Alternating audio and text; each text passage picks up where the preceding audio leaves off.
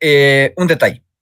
Nada más recordar que mientras el poder ejecutivo está depositado en un presidente, el poder legislativo en las dos cámaras, Senado y Cámara de Diputados a nivel federal, el poder judicial está depositado en cientos, decenas, de hecho miles de personas, porque cada uno de los juzgados de distrito, cada uno de los tribunales y la Suprema Corte, la Constitución dice que en ellos se deposita el poder judicial. Y ahí hay que ponerle un granito de sal a nuestro enojo. El Poder Judicial está formado por abogados y abogadas, y eso, ya no lo dijo el presidente en alguna ocasión, es casi una garantía de conservadurismo.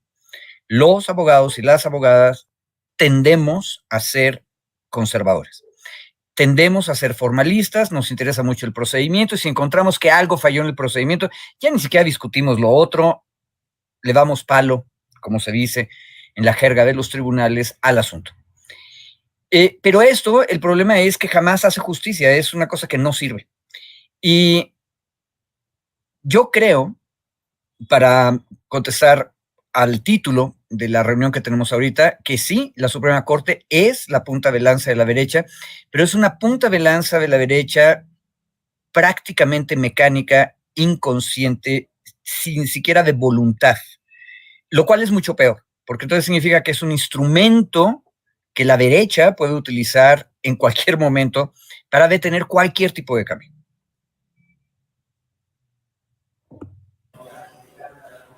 ¿Qué tal, Yasmín? Buenas tardes. Saludo también a mi querido amigo Federico.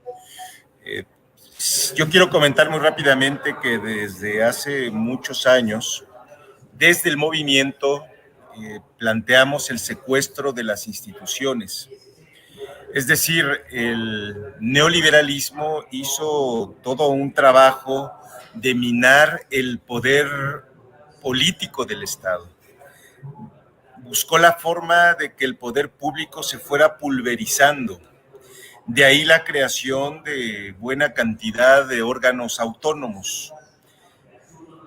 Y sobre todo pienso en esta idea ficticia en México de las autonomías que deberían de prevalecer en lo que nos acaba de explicar nuestro compañero Federico acerca de la división de poderes que señala la propia Constitución. Quisiera abordar el tema desde esa perspectiva para entender el papel de quienes integran la Suprema Corte de Justicia y qué representan esos personajes, porque entonces podemos entender a quién sirven y hasta dónde les interesa la justicia o simplemente son expertos del procedimiento que como operadores del poder, en este caso del poder económico, pues sirven a los intereses de quienes tienen en este momento el dinero en el país. Cuando nuestro movimiento con Andrés Manuel López Obrador a la cabeza señalaba el secuestro de las instituciones, se refería precisamente a ese desdibujamiento y todavía peor, a la forma en cómo se fueron integrando por operadores de este sistema corrupto en el que el servicio público y las funciones esenciales de esas instituciones se iban hasta el final de la fila, es decir,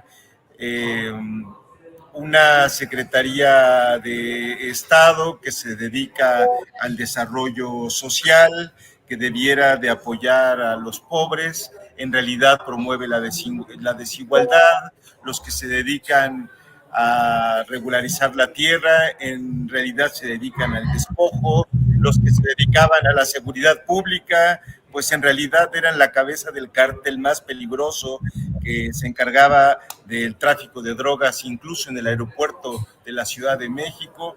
Entonces, cual novela de George Orwell de 1984, el poder público estaba en realidad secuestrado por personajes que destinaban a una función totalmente distinta a las instituciones. Y por eso, en 2018, el pueblo, por lo menos 30 millones de votos, definieron mandar al diablo a esas instituciones. Sin embargo, tampoco se tomó la decisión en su momento de definir otra carta constitucional, otro pacto constitucional que nos permitiera renovar a espacios del Estado tan importantes como ahora lo vemos es la Suprema Corte de Justicia, que sin duda alguna, al ser personajes designados, no creo que tanto por sus méritos, sino por sus lealtades,